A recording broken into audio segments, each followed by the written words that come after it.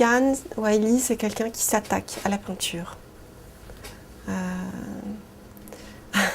De manière concrète, physique, quotidienne. La question de la peinture, de comment on la travaille, de la technique, de son évolution.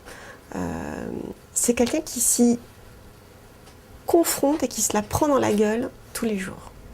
On sent que c'est des toiles qui sont en construction, en devenir. En tout cas, le monde qu'il offre, c'est la possibilité justement d'une reconstruction et d'un avenir. C'est pas du tout des œuvres absolument défaitistes, même si ça, évidemment, ça traite de tragédies, de ruines, qui s'appuient sur des choses, voilà, qui sont aussi bien des déconstructions dans la ville, dans des zones urbaines, que des faits divers catastrophiques. Mais on sent qu'il y a toute cette question de l'avenir, de possibilité de reconstruire. D'utopie. Les gens, ils croient que je suis obsédé par la ruine ou les démolitions ou les catastrophes, mais en fait, c'est des constructions. Je prends des images déconstruites et en fait, je construis avec. Vu que je travaille beaucoup avec des images de la réalité, ça c'est le fondement de mon travail, des images que j'ai prises moi, que je trouve sur l'internet, que je trouve dans la presse, que des gens m'envoient, aucune hiérarchie. Donc c'est un jeu de composition. C'est un chaos très construit. J'aime bien que l'atelier crée l'événement. L'événement, il peut se passer à plusieurs niveaux. Ça peut se passer simplement parce que par terre, j'ai une trentaine d'images que je regarde et il y a quelque chose qui se passe entre deux et je sais qu'avec ces 2-3 images, je peux faire un tableau. On est à l'âge numérique et puis il faut rivaliser avec cela en peinture, donc des moyens très rudimentaires. Moi, je viens du Zimbabwe. J'aimerais que ma touche picturale, si tu veux, soit aussi rudimentaire des gens qui viennent des quartiers les plus pauvres au Zimbabwe, qui mettent 2 bâtons ensemble pour construire quelque chose.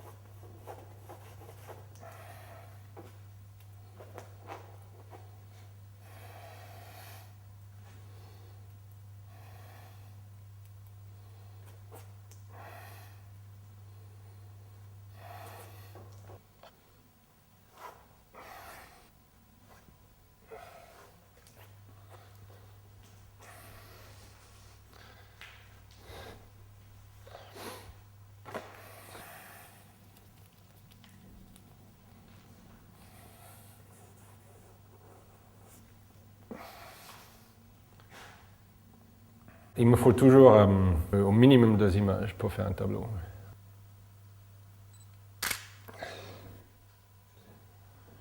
C'est cet impact ou accumulation d'images qui crée le débris. Ça me donne une espèce de suspension de chaos dans l'image qui me permet d'opérer ce que je fais dans mon travail, ce qui est en fait une espèce de ligne très fine entre abstraction et réalité, ou une réalité picturale. En gros, pour moi, c'est une phase décisive où j'ai un certain vécu avec ces 2 images. Et donc, j'ai lundi, mardi, mercredi, où maintenant, je sais que je veux que mercredi soir, ces couches soient finies et définitives. Je me rends compte que là, il y a certaines qualités que je peux commencer à perdre. Donc cette qualité d'une écriture enfantin, d'un griffonnage. Maintenant, j'ai eu le temps, en dehors de la peinture, j'ai regardé, j'ai composé, j'ai réfléchi. Maintenant, il faut passer à l'action et il faut... Voilà, maintenant, c'est l'instinct qui va parler. Donc, je rentre dedans et c'est le geste qui fait la synthèse de tout ce que j'ai vu. Et maintenant, voilà, c'est la peinture qui décide. Parce que avec moi, c'est la lutte entre image et peinture et il faut que la peinture gagne. Là, en étant trop dehors, l'image peut m'arrêter de peindre. Donc, il faut que maintenant la peinture prend son plein élan et il décide. C'est tout.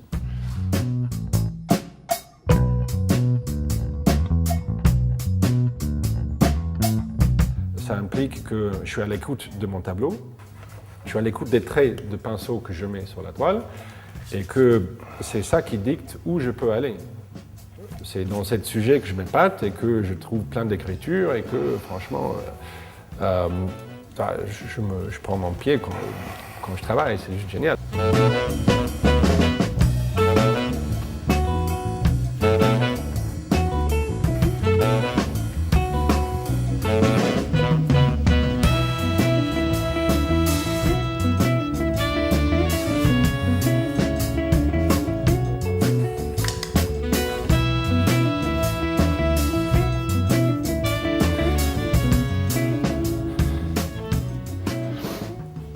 Comment m'est venue l'idée de devenir artiste? C'est pas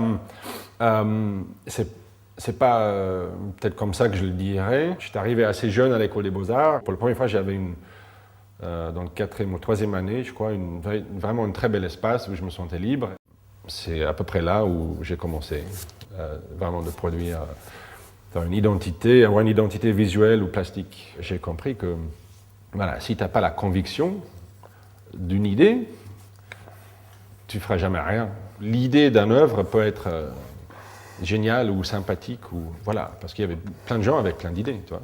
Mais si tu n'as pas la conviction pour la mettre en œuvre, ça ne restera qu'une idée. Et puis c'est là où l'art se trouve. Début 2000, j'étais sorti de l'école des Beaux-Arts. J'ai un défi qui m'est posé, c'est peindre pour vivre, pour atteindre une nationalité européenne qui me libérera très clairement des problématiques d'un passeport d'une république banane qui est le Zimbabwe, surtout avec Mugabe en chef. Donc voilà, peindre pour survivre. Et à ce moment-là, j'ai rencontré un critique qui est devenu depuis un très grand ami, qui s'appelle Philippe Piguet. Raconte-moi un peu où t'en es. Où j'en suis, écoute, je vais remettre les tableaux un petit peu ensemble. Hop. En fait, ce qui me plaît pas mal dans ce tableau, c'est que c'est un tableau où j'ai joint 2 tableaux de 2008 que j'ai jamais terminés. C'est intéressant quand même d'observer une chose, c'est que déjà dans le travail, il y a cette histoire de couches les unes sur les autres. Et alors cette fois-ci, c'est plus simplement des couches, c'est 2 tableaux. En fait, si je tourne le tableau, en fait, c'était un tableau qui était à l'horizontale. D'accord. Comme ça en plus, et c'est une maison qui brûlait. Et les seules traces qui restent de la maison, en fait, c'est tout ce qui est rouge qui est derrière. Le choix que tu as fait de sacrifier quand même, disons-le comme ça, ces 2 tableaux, pour les réunir en un diptyque, c'est que ces 2 tableaux, ça ne te plaisait pas? Il y avait quelque chose qui ne marchait pas au bout du compte? Non, pas du tout, dans le sens que c'est tout simplement des tableaux qui n'ont pas marché. Mais si tu veux, ou ce n'est pas des tableaux qui n'ont pas marché, c'est des tableaux que je n'ai pas pu résoudre. Moi, je travaille à partir de plusieurs images en même temps. Donc, les 2 images qui étaient à la base des 2 premiers tableaux m'ont intéressé pour une certaine raison. Je les ai poussés aussi loin que possible sans jamais les réunir. Je choisis une image parce que je pense qu'elle va m'amener sur une certaine toucher de la peinture, sur une certaine composition, sur une certaine gestualité, sur une tonalité qui est peut-être différente de la série qui est en cours. Donc, je me dis que peu importe si cet tableau ne marche pas, parce que mon travail est basé sur la génération de l'accident, et que l'ensemble du tableau soit un accident complet. C'est possible. Quel est le cas aussi? C'est tout à fait voulu. Et là, c'est dans une subversion assez puissante, puisqu'il y a même renversement du format. Ouais. Celles-là sont que en devenir. Donc, hop. Donc, voilà, au retour de New York, j'avais commencé avec un fragment des Twin Towers. Et donc, l'idée, c'était d'avoir encore un diptyque avec une troisième image qui passe d'un côté à l'autre. D'accord. En continuant la série. Mais à force de les étudier ensemble, tout d'un coup, je me suis dit, s'il y a quelque chose qui passe au milieu, le train dans ce cas-là, pourquoi pas un troisième volet? Je m'étais dit, j'allais reprendre le bleu glacial et le faire apparaître. C'est peut-être ça qu'il faut faire alors. Tu vois, faire un tableau, c'est une question de temps. Je peux faire un tableau aujourd'hui, penser que c'est tout réglé, je peux l'arranger, et 3 semaines plus tard, comme on a vu aujourd'hui avec les triptyques, voilà, non, il faut tout changer. Donc, en fait, quand les délais sont courts, tu n'as pas de droit à l'erreur. Surtout dans ma création picturale, où il y a peut-être 2 semaines de travail en dessous, et ce que je vais faire par-dessus, je ne peux pas rater, parce que le dernier image fait la synthèse. Alors, celui-là, c'est... Ah oui, ça, la figure, elle était par ici, non, c'est ça? Dans la maquette, c'est pas ça, non? Je me trompe? Dans la maquette, il y en avait... Non, c'est pas ça? Il y avait une groupe de figures ici et une là au milieu. Ah bon, non, c'est pas la même image de... Et tu as la maquette, là, de référence? Ouais. Que je puisse me ressaisir par rapport à ce que j'ai... Ah, tu vois, je voyais ça, moi, oui. Donc, on a... Voilà, on est à peu près... Hop. Voilà, on est là-dedans. Ah bah oui, c'est ça, j'avais ces personnages-là, moi, en tête. Voilà. D'accord. La figure, elle... Comme d'habitude... Elle n'y arrive pas, quoi. Voilà, il y a toujours... Enfin, pas toujours, mais souvent, je dessine quand même les figures. Parfois, je les peins, mais au fur et à mesure, elles disparaissent. Mais c'est quoi ça? C'est toi qui n'arrives pas à être un peintre de figure, ou bien c'est la peinture, ton sujet qui ne veut pas de la figure? Ça devient de trop, la figure. Comme je t'ai dit... Donc c'est le sujet qui ne le veut pas. Je veux que la peinture m'amène sur un terrain. Donc, je ne veux pas imposer mon idée sur la toile. Je veux que la toile m'amène sur des terrains que je n'aurais pas pensé. Okay? Alors, tu sais, attends, je fais une incise parce que je pense à des visites d'ateliers du passé, enfin, d'il y a longtemps quand même. Mais parce que tu es en train de parler de la peinture comme une personne. Comme une personne qui, en quelque sorte, te guiderait.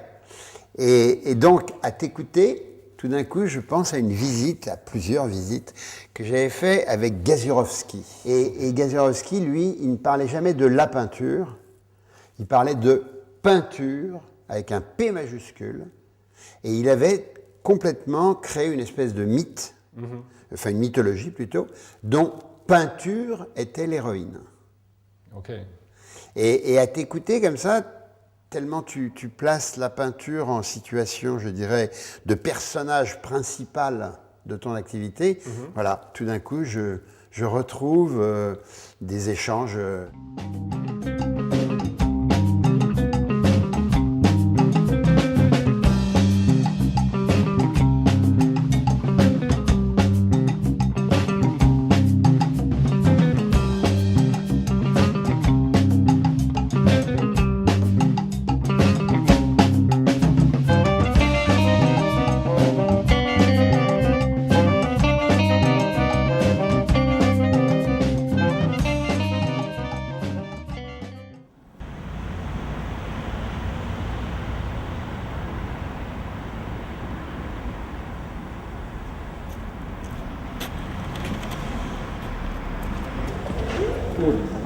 Ça va très bien.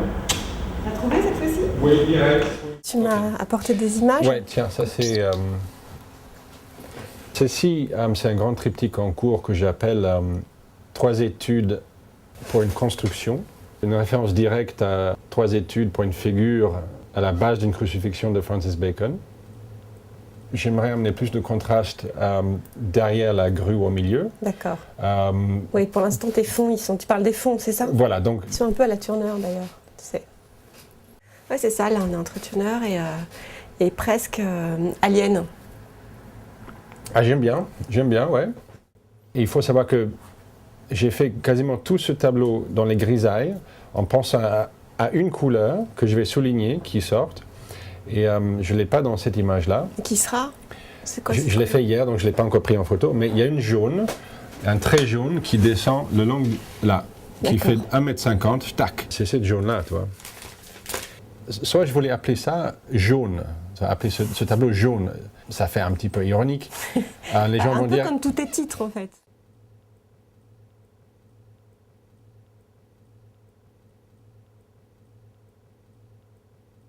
Pour moi, l'art contemporain, c'est rempli de transversalité. Donc ce sera en lien avec la littérature, en lien avec l'actualité, en lien avec le cinéma. C'est vraiment tout ce qui est connecté à ce qui nous entoure en permanence. Et l'artiste a un espèce de regard à la fois précurseur et en même temps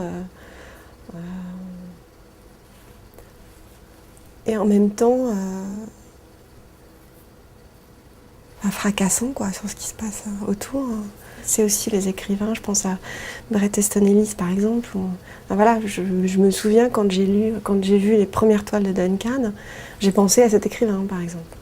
Incroyable, mais une espèce d'éclatement comme ça. Enfin, moi, c'était une nouvelle proposition de la peinture. C'était il y a longtemps, hein, on sentait qu'il était encore dans une forme d'expérimentation, puisqu'il expérimente toujours la question de la peinture.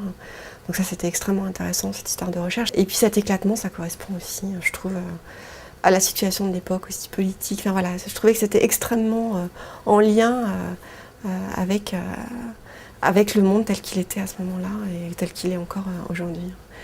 Et ça a été un vrai choc pour moi, vraiment. Depuis une dizaine d'années que j'ai eu l'occasion de voir le travail de Duncan dans le cadre d'une sélection dans un jury, oui, le travail de Duncan, il a bougé, bien entendu. Il a peut-être même connu différentes séquences iconographiques. Il y a un fil rouge qui est, je dirais, le monde urbain, le monde architectural, la ville, et puis est advenu depuis 5-6 ans maintenant tout ce travail autour de ces paysages dévastés, de ces paysages chaotiques, sans qu'on puisse les désigner nullement, parce que ce qui est aussi intéressant, c'est que jamais il y a une identification possible de la situation, je dirais, nominale du paysage figuré. Ce paysage de désolation, de dévastation, il est irrésistiblement pour moi lié à ce que tu as vécu au Zimbabwe. Au Zimbabwe, en 2005, on a, si tu veux, l'un des événements majeurs dans l'histoire du Zimbabwe, l'un des événements les plus tragiques, c'est que Mugabe a décidé de balayer des quartiers entiers qui ont voté contre lui. Donc, voilà, tu as 1 million de personnes qui sont mises à la rue du jour au lendemain, que ce soit des écoles, des orphelinats, des maisons en briques, des maisons, si tu veux, de bidonville. Donc, il y avait un prétexte politique pour balayer ces quartiers entiers. Donc, tu as des images très peu, ou des histoires plutôt, parce qu'il n'y a pas forcément d'images, ridicules d'une grand-mère de 70 ans qui doit démolir sa propre maison avec toute sa force, et une marteau bidule, et l'armée derrière elle qui rigole. Donc ça, franchement, c'est la perversité, mais... Bon, bref, donc, il rigole, il dégomme la maison, la mamie avec, peu importe. Une absurdité totale, et qui, d'ailleurs, me met en colère. Donc, voilà. Donc, ça me met en colère, ça fait aussi en sorte que, voilà, comme je t'ai dit tout à l'heure, ça me provoque, tout d'un coup, tu te lâches. Donc, voilà. Donc, j'avais 3-4 raisons pour me lâcher. Donc, j'avais mes papiers, j'avais une liberté, j'étais vénère, et il fallait construire quelque chose. J'étais arrivé au bout de cette série avec les kaléidoscopies, et j'étais à la quête d'autres sujets, tout simplement. Donc je peignais par exemple les intérieurs de mes poubelles, tu vois, il y avait un bel espace là-dedans, il y avait des cartons en bas, il y avait un bordel, donc des sujets possibles. Donc je peignais 2-3 choses je peignais en fait ma quête de sujets pendant quelques mois. Et puis finalement, j'ai accepté l'invitation en Israël. Dans la presse, il y avait plein d'images de démolition des colonies au Gaza. 2-3 images qui me parlaient, mais qui me parlaient, mais d'une manière tellement profonde que je ne comprenais rien. Je savais juste que, voilà, la grue qui démolissait le toit d'une maison, ça me parlait. Tu vois. Donc, j'avais mes découpages, tu vois, j'avais une dizaine. Je rentre à Paris, j'ai déjà des tableaux pour la FIAC, donc mes kaléidoscopies parmi les derniers. Et dans l'après-midi, je fais un premier pelleteuse, tu vois, grand comme ça. J'en ai fait un, tiens, génial, donc hop, j'en ai fait un deuxième, le lendemain, et puis une troisième, tac, tac, tac. On les met à la FIAC, et par terre, une demi-heure, les deux sont vendus. Pour moi, voilà, c'était presque quitte au double. Est-ce que ça va marcher ou pas? Je ne savais pas, j'avais peur, parce que franchement, en art, ou surtout en peinture, ce qui est assez difficile, tu vois, une identité, tu ne le crées pas dans 2 jours, tu vois, sinon ça devient du maniérisme. Donc, voilà, mais ça tenait, chouette. Et donc, ça parlait de ce qui se passait au Zimbabwe, mais avec des images qui venaient d'ailleurs. Ces premiers tableaux, ce n'étaient pas des tableaux politiques. Ce serait trop réduit à le sens du tableau. Par la suite, tu vois, je faisais des tableaux, par exemple, qui s'appelaient Paris, Sofia, Harare. Donc des tableaux avec des images que j'ai prises à Sofia, en Bulgarie, peints à Paris, qui parlaient du Zimbabwe. Pour ne pas restreindre l'idée de la peinture à quelque chose de géographique ou politique, parce qu'il faut, voilà, pour que le sens soit aussi large que possible.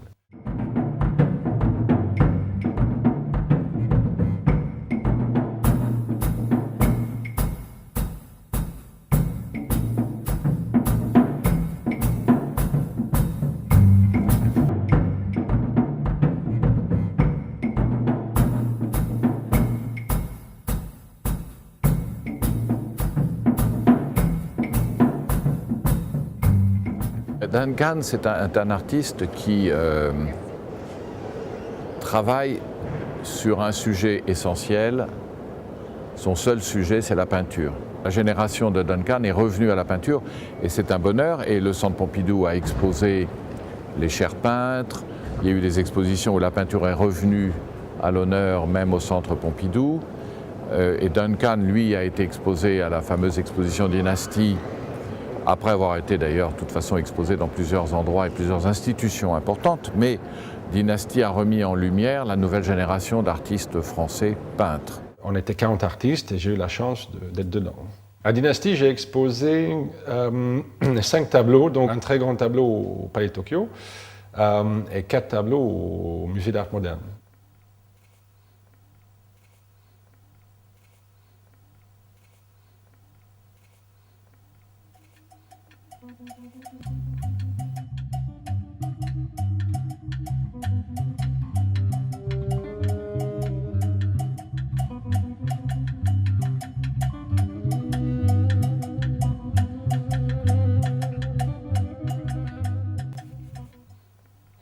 Les répercussions de l'Expo de Dynastie, c'est que j'ai eu la chance d'avoir beaucoup de presse. Mon fameux radeau, il a figuré dans Le Monde et Le Monde suisse pour parler de Dynastie. Quelques mois après, si tu veux, les galeristes ont commencé à m'appeler, voilà, des galeristes parisiennes plus établies. C'est amusant notre rencontre parce que j'avais vu l'exposition de sortie des Beaux-Arts cette année-là. J'avais fait un article sur ce que j'avais vu, parce qu'on me l'avait demandé. Et j'avais cité Duncan comme parmi les artistes les plus brillants de sa génération. Bon. Et puis comme il était très jeune et que j'étais avec des artistes plus classiques, je n'avais pas enchaîné.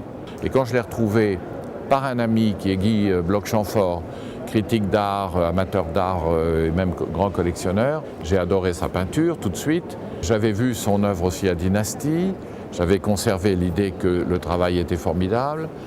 Et ça s'est passé comme ça. On prépare cette exposition du mois de septembre. Je pense que ça va vraiment construire le début ou la suite de sa carrière, qui est déjà très bien démarrée.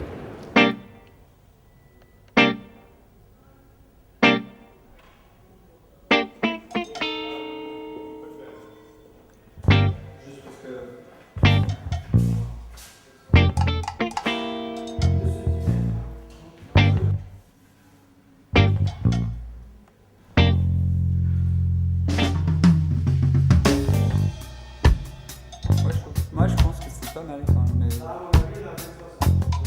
il a Est-ce qu'on monte là? Non, ouais, bah, non, ça me va. Hein.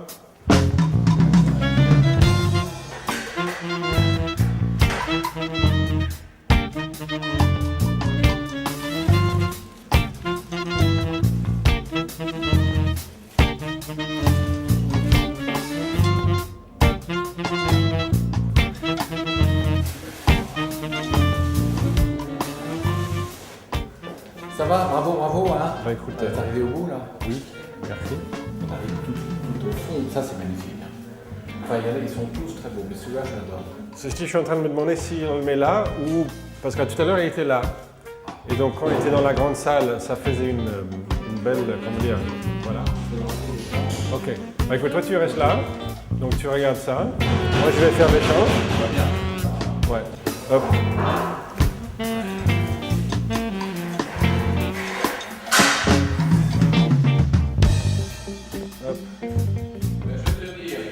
La lecture, celui-là, est moins facile à distance. Ouais. Et donc, je pense que l'autre est plus costaud. J'avais pas eu d'expo individuelle à Paris depuis 2003. Donc, c'était un peu attendu depuis l'expo de Dynastie. Donc, l'enjeu pour moi était assez important. Ce qui était important pour moi dans cette expo, c'était d'arriver avec quelque chose de nouveau. Ça fait longtemps que j'essaie de pousser mon processus, mon protocole pictural pour qu'une figure apparaisse. Dans la maquette que j'avais faite pour ce tableau, il y avait une figure ici. Donc là, il reste l'ombre de la tête, peut-être l'épaule. Mais comme d'habitude, avec ce genre de tableau, dès que la figure apparaît, ça rend le tout trop figuratif. Et donc, j'étais obligé d'enlever la figure. J'ai juste gardé le rond, parce que la figure, elle aurait donné une échelle à ce fragment-là et une échelle à la façade qui est derrière. Alors, ce qui était génial, c'est qu'en fait, le petit tableau qui a figuré sur le carton qui est là, la figure est apparue, la façade et les fragments, elles sont hors champ déjà, donc on n'a pas de notion d'échelle ou de taille, donc la figure, elle peut prendre place.